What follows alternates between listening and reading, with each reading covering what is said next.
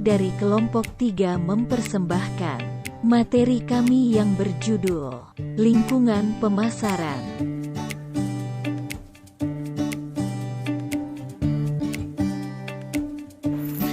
Pengertian lingkungan pemasaran. Lingkungan adalah kondisi di sekitar yang memiliki keunikan, perbedaan, karakteristik, potensi, ancaman, dan manfaat yang berbeda-beda, di mana kondisi tersebut akan melahirkan timbal balik yang sesuai dengan apa yang terjadi. Sedangkan pemasaran adalah suatu aktivitas yang dilakukan untuk memenuhi keinginan dan juga kebutuhan dengan adanya proses pertukaran. Pengertian lingkungan pemasaran menurut para ahli. Pertama, Philip dan Duncan. Pemasaran merupakan suatu hal yang mencakup seluruh langkah yang diperlukan atau digunakan untuk menempatkan suatu produk ke tangan konsumen. Kedua, menurut Nystrom, pemasaran adalah suatu aktivitas pendistribusian barang atau jasa dari tangan produsen ke konsumen. Ketiga, menurut Kotler, pemasaran merupakan suatu langkah sosial yang di dalamnya mencakup individu dan kelompok untuk memperoleh apa yang mereka butuhkan dan inginkan dengan melahirkan atau menawarkan produk secara bebas dengan harga yang bernilai dengan pihak lain. Yang terakhir, menurut Stanton, pemasaran merupakan suatu yang mencakup seluruh sistem yang bertujuan untuk menentukan harga hingga mempromosikan dan juga menyalurkan barang dan jasa yang memuaskan kebutuhan pembeli secara aktual maupun potensial. Lingkungan pemasaran internal. Dalam merencanakan manajemen pemasaran selalu berhubungan dengan kelompok lain dalam perusahaan seperti manajemen tingkat atas, keuangan, riset, dan pengembangan produk, bagian pembelian, bagian pabrik, dan akuntansi. Manajemen pemasaran juga harus bekerja sama dengan departemen atau bagian lain dalam perusahaan. Secara bersama-sama, seluruh departemen atau bagian ini memiliki pengaruh pada rencana dan tindakan bagian pemasaran. Di bawah konsep pemasaran, seluruh fungsi harus bekerja dalam satu harmoni untuk memberikan nilai dan kepuasan pada konsumen pelanggan. Lingkungan pemasaran eksternal. Lingkungan pemasaran eksternal adalah seluruh aktivitas pemasaran yang dilakukan di luar kendali pihak pemasar.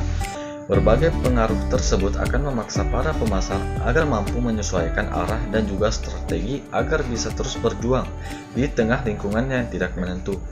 Lingkungan pasar eksternal terbagi menjadi dua, yaitu lingkungan pasar mikro dan makro. 1. Lingkungan pasar mikro.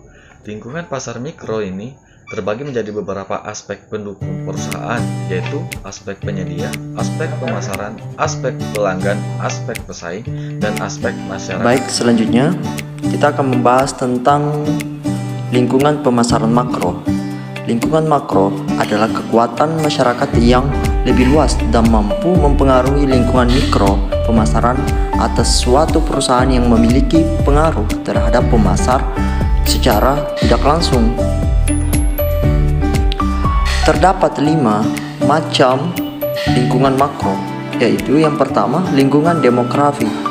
Demografi pada dasarnya adalah kajian tentang populasi manusia yang dinilai berdasarkan lokasi, umur, pekerjaan, kepadatan, dan jenis kelamin, serta berbagai statistik lainnya.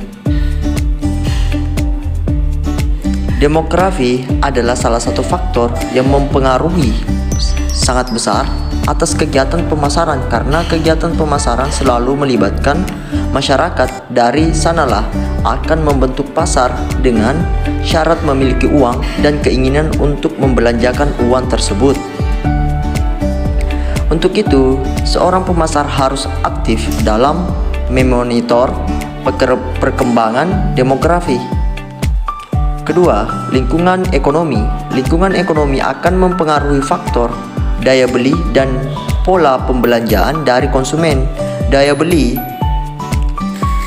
konsumen berpatokan pada pendapatan, harga, tabungan, dan kredit pada waktu yang saat itu sedang terjadi.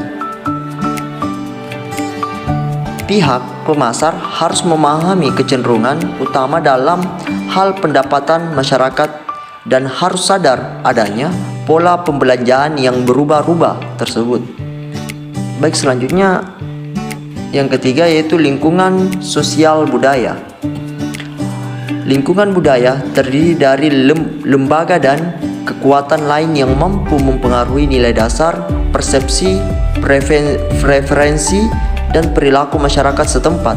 Perkembangan masyarakat sudah pasti akan diikuti oleh adanya perkembangan nilai dasar dari masyarakat tersebut, dan biasanya nilai sosial dalam sebuah budaya akan sulit untuk diubah. Meskipun begitu, bukan berarti tidak bisa sama sekali untuk diubah. Pihak pemasar hanya perlu mengukur perubahan yang ada hingga mampu membuat dan menyediakan produk yang sesuai dan sedang populer dalam masyarakat tersebut. Baik, selanjutnya yaitu lingkungan teknologi. Lingkungan teknologi di sini terdiri dari berbagai kekuatan yang mempengaruhi teknologi terkini dan menciptakan produk dan berbagai peluang pasar baru. Dalam hal ini, pihak pemasar harus memperhatikan berbagai kecenderungan teknologi, yaitu perkembangan teknologi dan berbagai peluang yang tidak terbatas, tingginya anggaran litbang, meningkatnya peraturan, dan lain-lain. Baik, selanjutnya itu lingkungan politik. Lingkungan politik ini terdiri atas undang-undang, instansi pemerintah, kelompok penekan yang mempengaruhi, dan batasan pribadi dan organisasi dalam suatu masyarakat.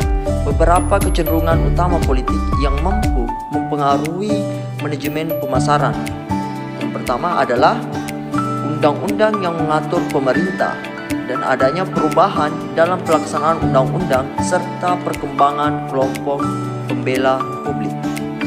Baik, selanjutnya saya kembalikan kepada moderator. Fungsi lingkungan bisnis atau lingkungan pemasaran.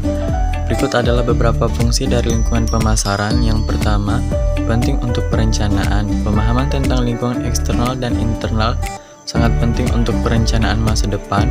Seorang pemasar harus menyadari sepenuhnya skenario saat ini, dinamisme dan prediksi masa depan dari lingkungan pemasaran jika dia ingin rencananya berhasil. Yang kedua, memahami pelanggan. Pengetahuan menyeluruh tentang lingkungan pemasar membantu pemasar untuk mengetahui dan memprediksi apa yang sebenarnya diinginkan pelanggan. Analisis mendalam tentang lingkungan pemasaran mengurangi dan bahkan menghilangkan gap atau bias antar pemasar dan pelanggan dan membantu pemasar untuk memahami perilaku konsumen dengan lebih baik. Yang ketiga, mengetahui atau menciptakan tren. Mendobrak pasar baru dan memanfaatkan tren baru membutuhkan banyak wawasan tentang lingkungan pemasaran. Pemasar perlu meneliti tentang setiap aspek lingkungan untuk membuat rencana yang sangat mudah. Yang keempat, mengetahui ancaman dan peluang. Pengetahuan yang baik tentang lingkungan pasar seringkali memberikan keuntungan penggerakan pertama bagi pemasar, karena ia memastikan bahwa bisnisnya aman dari ancaman di masa depan dan memanfaatkan peluang di masa depan. Yang kelima, memahami pesaing. Setiap niche dalam bisnis memiliki pemain berbeda yang merebut tempat yang sama. Pemahaman yang lebih baik tentang lingkungan pemasaran memungkinkan pemasar untuk lebih memahami tentang persaingan dan tentang keunggulan apa yang dimiliki pesaing atas bisnisnya dan sebaliknya.